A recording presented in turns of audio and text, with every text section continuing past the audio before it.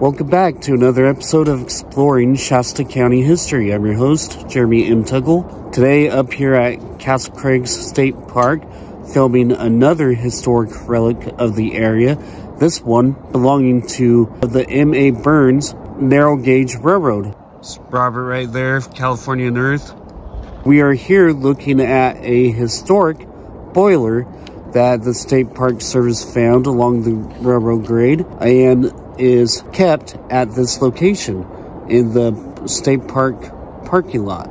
And right in front of us is the historic boiler, a relic from the old logging days. The boiler you see here was part of a steam donkey in the late 1880s. Logging around the Castle Crags area was booming. Steam donkeys were used to haul heavy logs from the cutting site to the milling area. Steam donkeys consisted of a boiler and a steam hoisting engine mounted on a wooden sled. The engine turned metal drums around, which cable was wrapped to haul heavy loads through the woods.